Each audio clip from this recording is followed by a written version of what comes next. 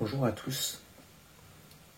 Aujourd'hui, je voulais reprendre une citation de Sartre, qui, dans un des dialogues de huis clos, a écrit « L'enfer, c'est les autres ».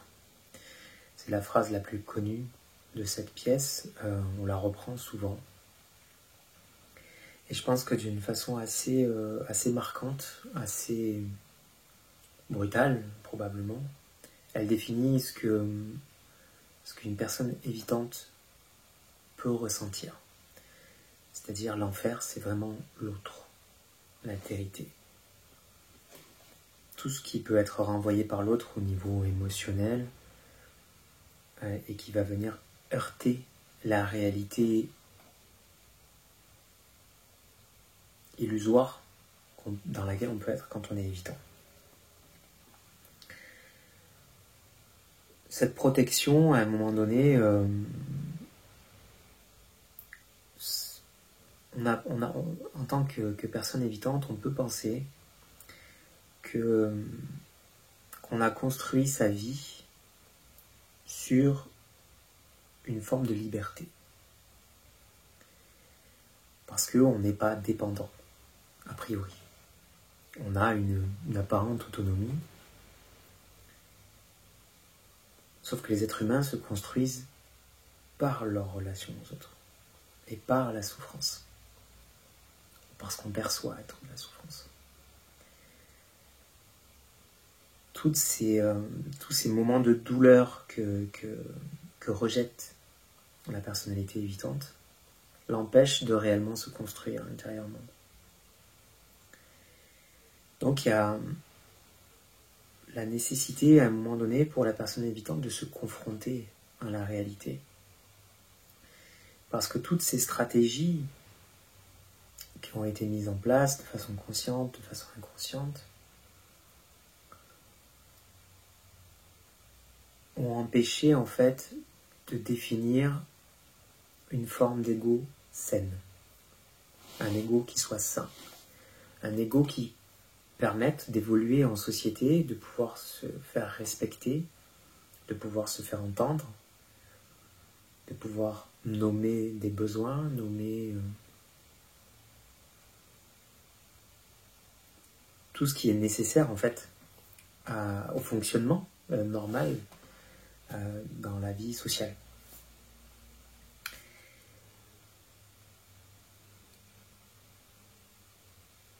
Ce que l'évitant ne perçoit pas, c'est que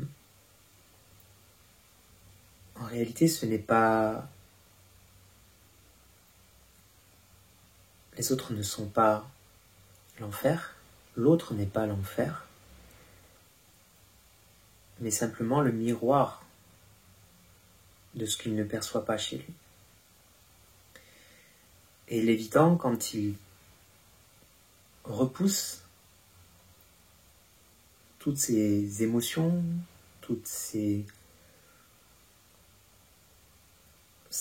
l'engagement, quand il est quand il se met à fuir, à éviter, à disparaître, ce qu'il rejette, ce qu'il repousse, c'est tout ce qu'il ne perçoit pas et qu'il n'arrive pas à accepter en lui.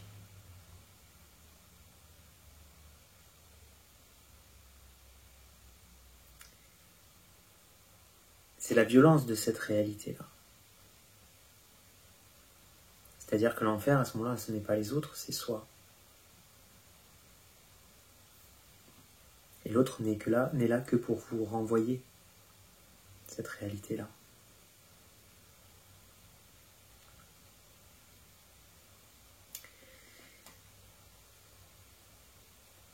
Parce que la personne qui est évitante vit dans des projections, des illusions.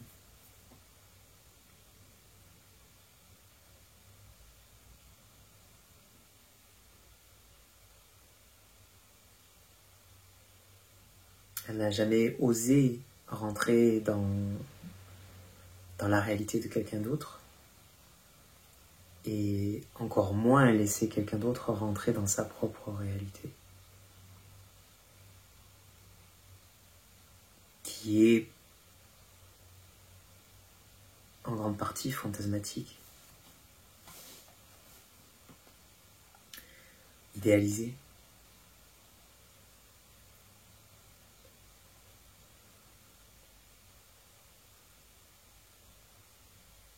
Quand une personne qui a ces comportements-là commence à percevoir toutes les choses qui ont été projetées et percevoir qu'en fait tout cela lui appartient, elle peut commencer à s'en sortir. Et c'est finalement par la rencontre, par la confrontation avec cet enfer possible, qu'elle peut se reconnaître, qu'elle peut se reconnecter, qu'elle peut se rencontrer réellement, exister réellement, devenir une personne avec ses qualités, ses défauts, les choses qu'elle assume.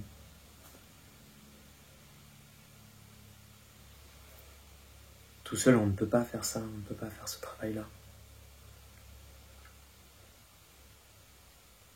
À un moment donné, on est dans une boucle, on tourne dans une boucle, on s'auto-impose.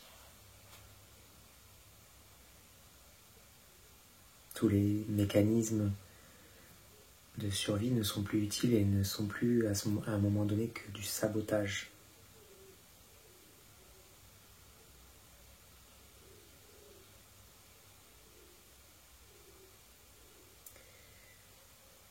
Je pense que Sartre était probablement un évitant, et vu sa relation avec Simone de Beauvoir, je pense que plus que de la liberté, c'était de l'évitement. Ça, c'était une petite parenthèse.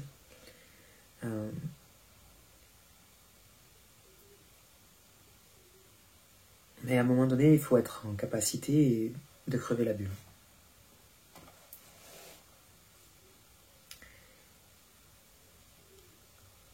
Et de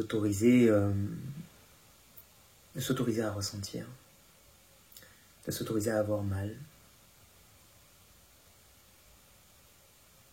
Pas de rechercher la souffrance, pas d'être masochiste, mais de s'autoriser à avoir mal.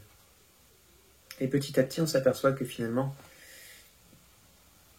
c'était pas tant la douleur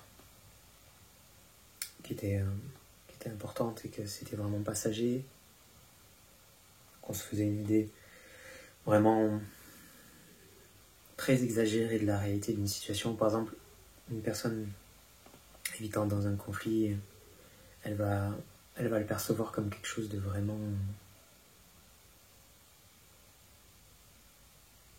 quelque chose de très grave finalement par rapport à ce qu'elle peut ressentir ou ce qu'elle croit ressentir. Et dans la réalité, ce n'est pas le cas la plupart du temps. Ça prend une ampleur démesurée.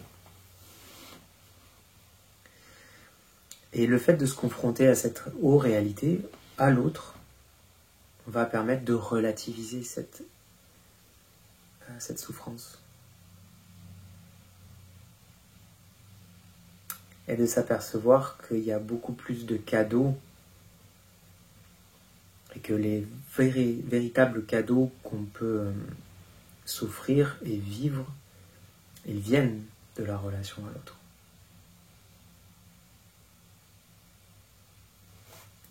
Donc une personne évitante, elle restera toujours d'une façon ou d'une autre.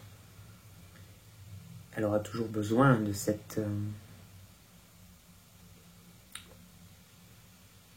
de ce moment où elle est seule, où elle peut se retrouver. Mais avec le travail sur soi que vous pouvez faire avec moi, vous pouvez arriver au fur et à mesure, avec du courage, avec de la détermination, parce qu'il en faut, petit à petit rompre en fait l'illusion de cette séparation qui existe. Ça se fait pas du jour au lendemain, mais ça se fait avec des efforts répétés. et découvrir que cette liberté qu'on pensait vivre est peut-être plus une prison qu'autre chose. Une prison dans laquelle on s'est enfermé. Une prison de laquelle on peut sortir.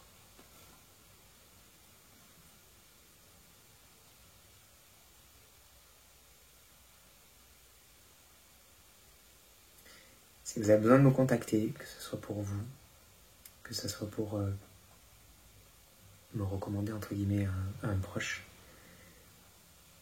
vous pouvez le faire.